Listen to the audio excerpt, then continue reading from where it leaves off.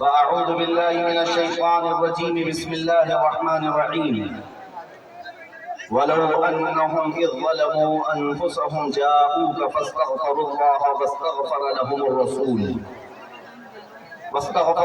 الرسول لوجدوا الله توابا رحيما صدق الله مولانا العظيم وبلغنا رسوله النبي الأمين المتين المختار الكريم ونحن على ذلك من الشاهدين والشاكرين والحمد لله رب العالمين۔ بارگاہ رسالت معاب صلی اللہ تعالیٰ علیہ وسلم میں ایک بار درود پاک کا ہدیہ پیش فرمائیں۔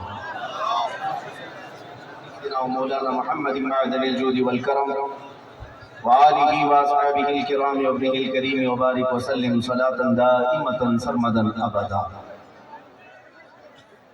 مجھے امید ہے کہ آپ حضرات بیٹھ جائیں گے اور سکون و اطمینان کا ماحول بنائیں گے۔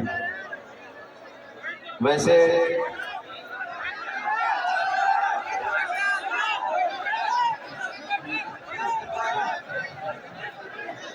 ہر جلسے میں ہمارے لیے یہی مسئلہ ہے۔ ایک صاحب نے کہا، یو پی کے ہی ادھیکاری ہیں، ہمارے جلسوں کے پرمیشن کے لیے بڑے مسئلے ہوتے ہیں۔ میں نے ان سے کہا میں ایسی کون سی ڈینجر تقریر کرتا ہوں؟ تو انہوں نے کہا آدھا تو تقریر سے خوف لگتا ہے، آدھے سے زیادہ جو نعرے لگتے ہیں اس سے زیادہ تکلیف ہے۔ پتہ یہ چلا کہ یہ جو رات کے وقت بیدار مجمع لبیک کا نعرہ لگاتا ہے، اس سے کفر کے چولہے بھی ہل چکے ہیں۔ بہت سارے خیموں میں زلزلہ ہے، اگرچہ آپ کو اس چیز کی خبر نہ ہو، ہمیں اندازہ ہے۔ ناظم اجلاس ہمارا تعارف بڑے لمبے چوڑے الفاظ میں آپ کے سامنے کرا رہے تھے۔ سب سے پہلی بات تو یہ ہے کہ میں اس ممبر پر آج کھڑا ہوں، مجھے آج بڑی فخر اور سعادت کے ساتھ یہ عرض کرنا ہے کہ الجامعۃ الاسلامیہ رونا ہی، جس کی خوشبوئیں چار دانگ عالم میں پھیلی ہوئی ہیں، اس کے عظیم اساتذہ کا یہ بابرکت ممبر ہے۔ اس پر بیٹھے ہوئے اکابر علماء نسبت میں میرے دادا استاد بھی ہیں۔ جامعہ اسلامیہ رونائی سے خوشہ چین جو علماء ہیں وہ میرے اساتذہ میں سے ہیں، اور الحمدللہ مجھے اس بات پر فخر ہے کہ یہاں سے بٹنے والے علم کی خیرات ہم نے یورپ کی سرزمین پر بھی دیکھی ہے اور عرب کی سرزمین پر بھی دیکھی ہے۔ اور اے نوجوانوں، تمہارا اپنا تعارف کسی ادارے کی وجہ سے، تمہاری اپنی شناخت، تمہاری آئیڈینٹی کسی ادارے کی وجہ سے۔ اس جامعہ اسلامیہ نے تمہارے اس چھوٹے سے قصبے کو پوری دنیا میں پہنچا دیا۔ اللہ تعالیٰ اس کی برکتیں صبح قیامت تک قائم و دائم رکھے۔ اور آج کا یہ اجلاس جیسے کہ مجھے بتایا گیا، حجاج کرام زیارت حرمین طیبین کے لیے نکل رہے ہیں، اعزازاً ان کے لیے جلسہ رکھا گیا۔ یہ بڑی خوشی کی بات ہے کہ ان مواقع پر بھی ہمارے ہاں جلسے ہو جاتے ہیں، اور انہی جلسوں کی مناسبت سے ہم اپنے عقیدے اور اپنے جذبات اپنی قوم تک رکھ پاتے ہیں۔ میرے عزیزوں، ہمارا اتنا ہی انٹروڈکشن ہے، ہمارا اتنا ہی تعارف ہے۔ یا رسول اللہ، تیرے عشق کی بدولت مجھے زندگی ملی۔ یا رسول اللہ، تیرے عشق کی بدولت مجھے زندگی ملی ہے، میری بات بن گئی ہے تیری بات کرتے کرتے، ہے جو زندگانی باقی یہ ارادہ کر لیا ہے، تیرے منکروں سے آقا میں مروں گا لڑتے لڑتے۔ یا رسول اللہ، جب تک بکے نہ تھے تو کوئی پوچھتا نہ تھا، جب تک بکے نہ تھے تو کوئی پوچھتا نہ تھا، تم نے خرید کر ہمیں انمول کر دیا۔ یہ نازی انداز ہمارے نہیں ہوتے، جھولی میں اگر ٹکڑے تمہارے نہیں ہوتے، جب تک کہ مدینے سے اشارے نہیں ہوتے روشن میری قسمت کے ستارے نہیں ہوتے۔ اور ہماری تقریر کا خلاصہ اور ایک میسج شروع میں ہی اگر میں بتاؤں تو صرف اتنا ہی ہے، اے دیوانوں بے دام ہی بک جائیے بازار نبی میں، بے دام ہی بک جائیے بازار نبی میں، اس شان کے سودے میں خسارے نہیں ہوتے۔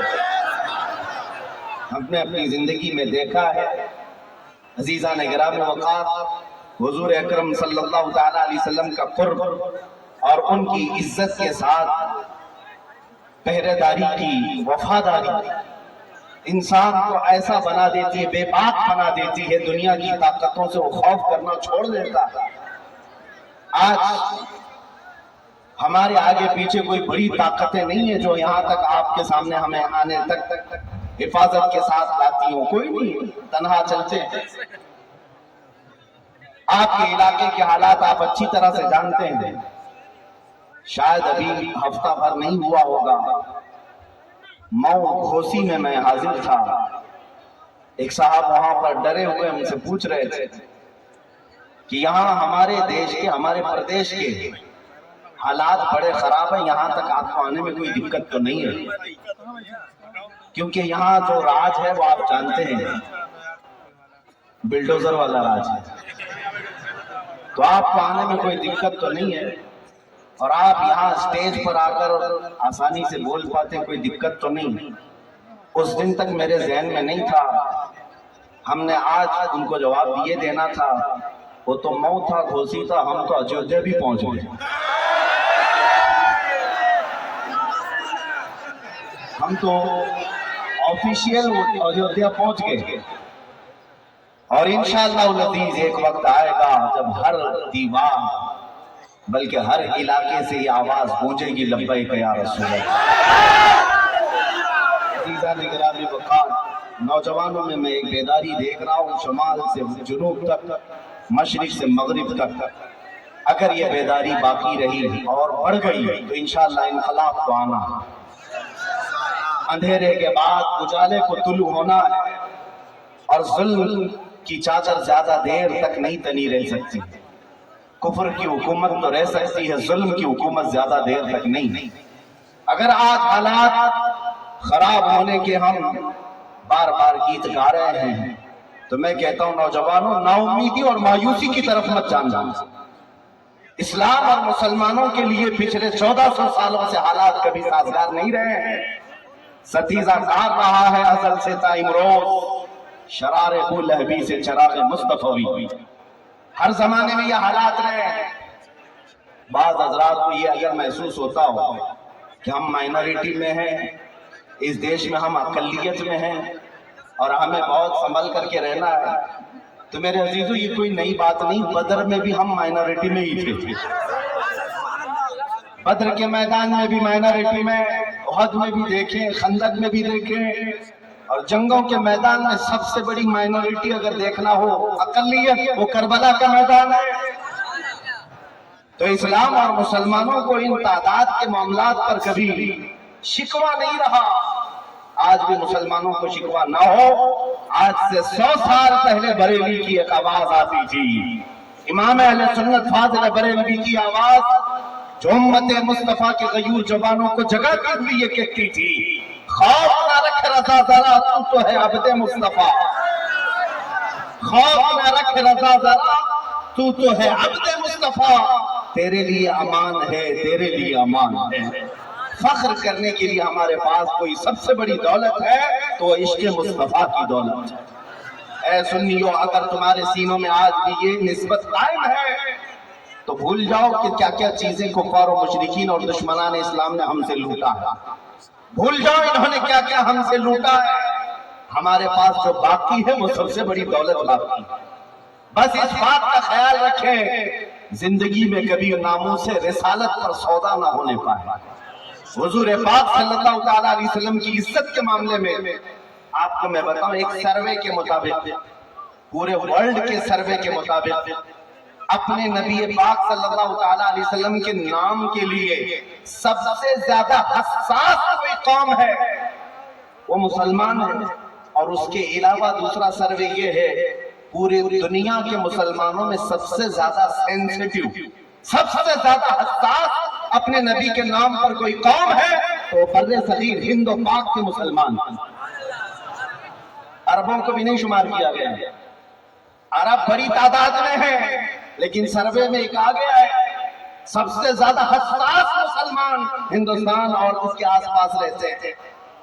اس کی وجہ میرے عزیزو انہی بزرگان دین کی صحبت ہے، یا علماء کاملین کی صحبت ہے۔ آج مجھے اس بات کا فخر ہے، میں ایک بات آپ کو بتاؤں کہ آپ کو پتا ہے کہ جب ڈاکٹر کسی کو بے ہوش کرتا ہے، چاہے وہ دوا دے کر کے یا انجیکشن دے کر کے، سن کرتا ہے، پہلے بے ہوش کرتا ہے، اس کے بعد چیڑ پھاڑ کرتا ہے، آپریشن کرتا ہے، لیکن بے ہوش کرنے کے بعد کیسے چیک کرے گا کہ یہ بے ہوش ہوا ہے کہ نہیں؟ اس کے لیے ڈاکٹر لوگ کبھی چونٹی کاٹ کے دیکھتے ہیں، کبھی کینچی سے مار کے دیکھتے ہیں، یا ہاتھ پیر اس کا ہلا کر کے دیکھتے ہیں، اگر حرکت نہیں کر رہا ہے تو سمجھ لو کہ بے ہوش ہو گیا، اس کے بعد چیڑ پھاڑ کیا جاتا ہے۔ یہ دستور ہے آپریشن تھیٹر کا، اسی دستور پر دنیا میں بھی عمل ہوتا ہے۔ کسی قوم کو ختم کرنے کے لیے نشہ دیا جاتا ہے، پہلے بے ہوش کیا جاتا ہے، اور برسوں سے امت مسلمہ کو نشہ دیا جا رہا ہے۔ صرف ہیروئن کوکین کا نشہ نہیں ہے، افیون چرس گانجے کا نشہ نہیں ہے، انٹرنیٹ بھی ایک نشہ ہے جو ہم سب کو دیا گیا ہے۔ اس پوری امت کو اس نشہ میں مبتلا کر کے رکھا گیا پچھلے کئی سالوں سے، اور سالوں سے نشہ میں رکھ کر کے قوم مسلم کو دیکھا گیا۔ صرف میں ہندوستان کی بات نہیں کر رہا ہوں، پورے دنیا میں۔ اب چیک کرنے کا وقت آیا کہ مسلمان پورے بے ہوش ہوئے کہ نہیں ہوئے۔ ان کو چیک کرنے کا طریقہ یہ تھا کہ ان کے نبی کی شان میں گستاخی کی جائے، اسلام، قرآن اور اللہ کی ذات پر بھونکا جائے، پھر دیکھتے ہیں اس میں کتنے زندہ ہیں اور کتنے سوئے ہوئے ہیں۔ اب یہ جو گستاخیاں ہو رہی ہیں، یہ چیک کرنے کا ٹائم ہے ان کے۔ جگہ جگہ سے یہ مسلمانوں کی بیداری کو ناپنا چاہتے ہیں۔ انہوں نے عربوں میں بھی دیکھا، یورپ میں بھی کر کے دیکھا، جہاں جہاں حضور پاک صلی اللہ علیہ وسلم کی شان میں گستاخیاں کرائی گئی، پھر منظر کو دیکھا کہ کتنے جاگے ہیں، کتنے سوئے، بیدار کتنے ہیں۔ میرے عزیزوں، عربوں میں تو ایسی نیند ہے کہ ان میں سے کوئی اٹھنے کو تیار نہیں، چاہے کچھ بھی بول دیا جائے اسلام کے خلاف، رسول پاک کے خلاف، وہ ایک گہری نیند سوئے ہوئے ہیں۔ لیکن جب یہاں سے کوئی کتا بھونکا ہمارے ملک سے، تو پھر میں نے دیکھا ہے ہندوستان کے شمال سے جنوب، مشرق سے مغرب تک ہر علاقے سے مسلمان بچہ بول پڑا لبیک یا رسول اللہ۔ یہ اس بات کی علامت ہے کہ نشہ تو تمہیں دیا گیا اور نشہ ہمیں بھی دیا گیا ہے، لیکن ابھی ہماری قوم بے ہوش نہیں ہوئی، اپنے نبی کے نام پر ابھی بھی ہوش میں ہے۔ اور جب تک یہ ہوش باقی رہے گا، یاد رکھنا تمہارا چیر پھاڑ نہیں ہو سکے گا، آپریشن نہیں ہو سکے گا۔ جب تک یہ زندگی باقی ہے، آپریشن نہیں ہو سکے گا۔ عزیزان گرامی وقار، خاص طور پر میں یو پی کے مسلمانوں کو یہ بتانا چاہتا ہوں، خوف اور ڈر کے ساتھ اگر جینے پر تمہیں مجبور کیا جا رہا ہو تو نکال پھینکو۔ ہماری تاریخ ہے، پرانی تاریخ ہے، تمہارے لیے خوف کا ماحول راس نہیں آتا، سیب نہیں دیتا۔ اگر کہیں موب لنچنگ کر کے کسی کا ویڈیو وائرل کیا جائے، کسی کا گھر توڑ کر کے اس کی بربادی کو وائرل کیا جائے اور تمہارے دلوں میں دہشت چلی جائے، تو نکال پھینکو اس خوف کو۔ ڈر کے مارے اپنی ٹوپیاں چھپانا، ڈر کے مارے اپنی داڑھیاں چھلا دینا، ڈر کے مارے اپنی مسجدوں کے دروازے بند کرنا، یہ حرکتیں مت کرو، بلکہ پھر سینہ سپر ہو کر میدان میں اتر آؤ اور دشمنان اسلام کو یہ جواب دے کر کے سناؤ کہ یہ جو تم چھوٹے موٹے حرکتیں کر کے ہمارے دلوں میں دہشت ڈالنا چاہتے ہو، یہ ہماری پرانی تاریخ ہے۔ ہم اس قوم سے وابستہ ہیں جہاں ہر سال محرم میں ہمیں کربلا کی داستان سنائی جاتی ہے، ہمیں ہر سال حسین اعظم کی قربانی سنائی جاتی ہے، اس لیے نہیں کہ چھاتی پیٹ پیٹ کر کے روئے امام حسین پر ماتم کرے۔ محرم میں کربلا کی داستانیں اسی لیے سنائی جاتی ہیں کہ ہمارا ہر بچہ کٹ جانے کے بعد بھی یہ عزم لے کر کے تیار رہے، اسلام زندہ ہوتا ہے ہر کربلا کے بعد، اسلام زندہ ہوتا ہے ہر کربلا کے بعد۔ بس میرے یہ تمہیدی کلمات تھے. میں اکثر اپنی تقریر کی شروعات اسی بات سے کرتا ہوں کہ تم اپنے دل سے خوف نکالو, ڈر نکالو. یہ آپ ہی کے اسٹیج کی بات ہے. ایک تقریر ہوئی, دوسرے دن اسٹیج پہ موجود یہاں تو بڑے ذمہ دار علماء ہیں اور انہی کے مہربانی اور عنایت سے میں بول رہا ہوں. لیکن مجھے امید ہے گبر صاحب بھی بیٹھے ہوئے ہیں اور نام سے ہی لگتا ہے کہ یہاں پر کچھ نہ کچھ ہے. ایک مولانا صاحب نے مجھے دوسرے دن کہا کہ آپ کے ساتھ بیٹھا تھا اور لبیک لبیک زیادہ نعرے لگ رہے تھے. دوسرے دن پولیس والوں نے مجھے اٹھا لیا, تھانے میں بلا لیا, کہا کیس کر دیں گے تمہارے اوپر, یہ فلاں جگہ کا تم نعرہ لگا رہے تھے, ہمارے پاس ویڈیو آئی. ہم نے ان سے کہا کیا آپ ڈرے ہوئے ہیں کہ لبیک کا نعرہ لگانے پر آپ پر کیس ہو رہا ہے؟ کہا نہیں, میں آپ سے کہہ رہا ہوں. میں نے کہا خوش ہو جاؤ, اس سے بہتر چیز اور کیا ہو سکتی ہے؟ لبیک کہنے پر اگر تمہیں ہتھکڑیاں لگائی جائے, فخر کے ساتھ جاؤ اور بارگاہ مصطفیٰ میں یوں عرض کرنا, یا رسول اللہ, دنیا چوری کر کے تھانے جاتی ہے, میں آپ کا نام لے کر تھانے میں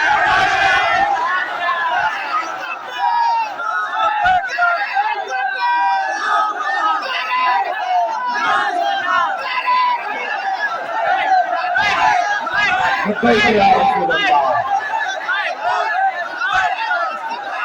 عزیزان مدام وقار, بس چند باتیں آپ کے سامنے زیارت حرمین شریفین کے متعلق عرض کروں گا, اس لیے کہ لمبی تقریر کا وقت نہیں. علماء کرام گرمی میں بھی پریشان ہیں اور آپ حضرات بھی پریشان ہوں گے. جتنی دیر بیٹھیں گے پسینے میں شرابور ہوں گے. یہ میں بات جانتا ہوں, ایسی آپ ناخانوں کو بھی کہتے رہتے ہیں.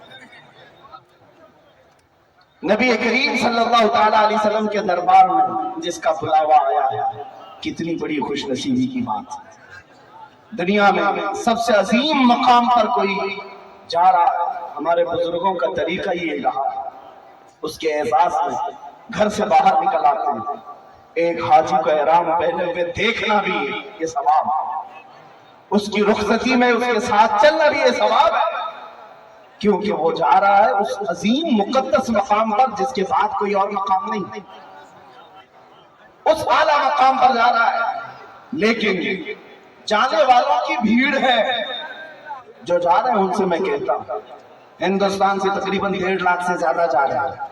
بھیڑ کو مت دیکھو تم کس کے ساتھ جا رہے ہو اور کس عقیدے کے ساتھ جا رہے ہو, یہ بہت معنی رکھتی ہے بات. لاکھوں کی بھیڑ جا رہی ہوگی, لیکن آپ کس حیثیت سے جا رہے ہیں؟ میرے عزیزوں, میں آج برملا یہ کہنا چاہوں گا, ایک سنی جائے تو پہلے بریلی کے امام کو پڑھ کر کے جائے. حرمین کا تقدس بھی اس کے سینے میں رہے گا. کس انداز سے جانا ہے اسے تمیز بھی آ جائے گی. اعلیٰ حضرت امام اہل سنت فاضل بریلوی رضی اللہ تعالیٰ, آپ کے دوسرے حج کا سفر ہے اور حالت ایسی کہ دوسرے حج پر جانے کا قصد نہیں تھا, ارادہ نہیں تھا. آپ کی ماں اور آپ کے بھائی حج پر جا رہے تھے, رخصت کر دیا, ماں اور بھائی ممبئی تک پہنچ گئے, جہاز سے جانے والے تھے. اعلیٰ حضرت لکھتے ہیں کہ بے قراری اتنی بڑھ گئی کہ رات کو نیند نہیں, چین نہیں, سکون نہیں, کہ ایک قافلہ حرمین کی طرف چلا گیا. ادھر بستر پر کروٹیں لیتے رہتے تھے کہ کاش میں بھی چلا جاتا. 8 دن تک برداشت نہ ہو سکا, پھر اپنا سامان اٹھایا اور خود بھی ممبئی پہنچ گئے. اچانک جا کر جہاز کا ٹکٹ بھی خریدا اور اپنی والدہ ماجدہ اور اپنے بھائی کے ساتھ حج کے سفر پر روانہ ہوا. یہ عشق کا تقاضا ہے. ایک محبوب یا ایک محب اپنے محبوب کی طرف کھینچا چلا جا رہا ہے. جس بات کے لیے میں یہ بات چھیڑا ہوں سنی, لاکھوں کی بھیڑ آج بھی حج پر جا رہی ہے. وہاں جانے کے بعد کچھ لمبی لمبی داڑھی رکھے ہوئے لوگ ماتھے پر شامی کباب چڑھائے ہوئے ہیں. یہ ایسے عقیدے بیان کر رہے تھے حج فرض ہے اللہ کی طرف سے, حج ہو جانے کے بعد اب مدینہ جانا ضروری نہیں ہے, اب مدینہ جانا کوئی واجب نہیں. اور پھر اس پر لوگ یہ بھی کہتے ہیں مدینہ اگر جانا ہی ہے تو مسجد نبوی دیکھنے کے لیے جا سکتے ہو, مسجد نبوی میں نماز پڑھنے کے لیے جا سکتے ہو, اس کے علاوہ شریعت میں کچھ نہیں ہے. کس دل کے ساتھ یہ قوم کہتی ہے سمجھ میں نہیں آتا. किस अंदाज से ये इस तरह की बातें करते हैं आज तक समझ में नहीं आता। आला हज़रत ने सच फरमाया, और तुम पर कोई मेरे आका की इनायत न सही, नजदियों कलमा पढ़ाने का भी एहसान गया। आप सुनिए, जिन लोगों ने कहा आप मदीना जाने की जरूरत नहीं और चले भी गए तो सिर्फ मस्जिद नबवी देखने के लिए, और एक तरफ बरेली के इमाम से पूछो, आला हज़रत से पूछो, आप हज के लिए जा रहे हैं, क्या इरादा है? अल्लाह अकबर। एक आशिक़ सादिक कहता है, उनके तुफैल हज भी खुदा ने करा दिए, उनके तुफैल हज भी खुदा ने करा दिए। असले मुराद हाजिरी उस पाक की है। हम तो हज के लिए नहीं निकले थे, अज़्म था बारगाह मुस्तफा की हाजिरी, लेकिन मेरे मुस्तफा की इनायतों ने हमें हज भी करा दिया। एक आशिक़ रसूल ये कहता है, हम नबी पाक सल्लल्लाहु तआला अलैहि वसल्लम के दरबार में जा रहे हैं और उनके तुफैल अल्लाह ताला हमें हज भी अता करा दिया। अजीज़ान गिरामी वक़ार, इस इश्क के साथ, इस मोहब्बत के साथ कोई हज पर जाए तो उसकी हज की कबूलियत भी, उसके हज की कबूलियत है। आज दो बातें मैं अर्ज करूंगा हरमैन तैयबैन जाने वालों के लिए। हज़रत सुफियान सौरी रज़ियल्लाहु तआला अन्हु का एक कौल है, आपने फरमाया था कि एक वक्त आएगा जब मक्का में तुम देखो कि काबे से बुलंद वाला इमारतें बन चुकी होंगी। उस वक्त तक नहीं थे घर, अब तो काबे से बुलंद, इतनी बुलंद कि आसमान को छूने वाली इमारतें बन गई। आपने फरमाया वो जमाना ऐसा होगा कि यहाँ आने वालों की तीन किस्में होंगी। एक जमात ऐसी होगी जो खालिस तिजारत के लिए आएगी, दूसरी जमात ऐसी होगी जो सिर्फ सियाहत के लिए आएगी, पिकनिक के लिए, टूर के लिए आएगी, और तीसरी एक जमात जो आटे में नमक के बराबर होगी, जो खालिस अल्लाह के लिए आएगी। हज़रत सुफियान सौरी रहमतुल्लाह अलैह ने फरमाया, जब ऐसा दौर आ जाए, ऐ मेरे अजीज, तो आना तो इमारतों को मत देखना, खालिक असबाब की तरफ तवज्जो रखना। आज हुज्जाज किराम के लिए बात बहुत जरूरी है। हज़रत अलाउद्दीन मुबारक रहमतुल्लाह तआला अलैह फरमाते, मैं हज के लिए निकला था, सफर में मैंने देखा एक नौजवान को, वो बगैर किसी तोशे के निकला हुआ है। उस वक्त ऊंटों पर सफर किया जाता था, घोड़ों पर सफर किया जाता था। एक नौजवान तन्हा जा रहा है काफिले के बगैर। रास्ते में हज़रत इब्ने मुबारक ने उसे पकड़कर पूछा, कहाँ जा रहा है? उस नौजवान ने कहा, मैं हज के लिए जा रहा हूँ, खाने काबा। तो आपने पूछा कि इस रास्ते में सफर के लिए कोई चीज नहीं ले जा रहा है? उसने पलट करके हज़रत इब्ने मुबारक से कहा, अगर कोई तुम्हें अपने घर में दावत के लिए बुलाए तो क्या घर से अपने खाना लेकर के जाते हो? मैं खुद से नहीं जा रहा हूं, मैं रब्बुल आलमीन की दावत पर जा रहा हूं, वही मेरे खाने का इंतजाम फरमाए। हालांकि ये तवक्कुल का आला दर्जा है, हर हाजी को चाहिए कि अपना ज़्यादा सफर ले जाए। तवक्कुल का दर्जा ये था। हज़रत इब्ने मुबारक फरमाते, जब मैं हज के लिए वहां पहुंचा तो खाने काबा के तवाफ के बाद उस नौजवान को एक जगह खड़े देखा। वो पुकार रहा था कि ये कैसा दस्तूर है कि जब भी कोई घर में दावत करके बुलाता है, मेजबान घर में होता है, मेहमान के आने के वक्त मेजबान होता है, और मैं यहाँ आ गया हूँ मेहमान बनकर, मेजबान किधर है? वो चीख रहा था। हज़रत इब्ने मुबारक फरमाते, मैं उसके करीब खड़ा रहा। अचानक खाने काबा के पास एक बिजली चमकी और उसे देख करके वो नौजवान खश खाकर गिर गया और पुकारने लगा, फुस्तु बिरब्बिल काबा, रब्बे काबा की कसम, मैं मुराद को पहुंच गया। और उसी के बाद उस शख्स का इंतकाल हो गया। इब्ने मुबारक फरमाते हैं, वो नौजवान काबा देखने नहीं, रब्बुल आलमीन की दीदार के लिए आया था। अजीज़ान गिरामी वक़ार, हज बैतुल्लाह को जाने वाला आज वहां पर हाजी जाकर के देखता है होटल के बेड कैसे हैं, होटल के दरवाजे कैसे, होटल की एसी कैसी है, आने जाने की गाड़ियां कितनी चमचमाती हैं, सड़कें कैसी बनी हैं, हरम की इमारतें कैसी हैं। इसी में उसके 40 दिन गुजर जाता है, इसी कैलकुलेशन में रह जाता है। सुबह क्या पकाया था, दोपहर में कौन सा बुफे लगा था, रात के बाद खाने के कितने इंतजाम थे, इसी सारे मामलात में वो अपना हज का सफर पूरा कराता है। عزیزان گرامی وقار، جو حج پر جا رہے ہیں ان کے لیے نصیحت ہے کہ وہ دنیا چھوڑ کر کے جائیں۔ جانتے ہیں جب میرے آقا صلی اللہ تعالیٰ علیہ وسلم جب تشریف لاتے تو یوں عرض کرتے خانہ کعبہ کے احاطے میں، جیتو الیک ہاربا یا اللہ، اے اللہ میں دنیا سے بھاگ کر تیرے پاس آیا ہوں۔ جبکہ حضور کے پاس کون سی دنیا تھی؟ نبی پاک صلی اللہ علیہ وسلم نے کون سی دنیا جمع کر رکھی تھی؟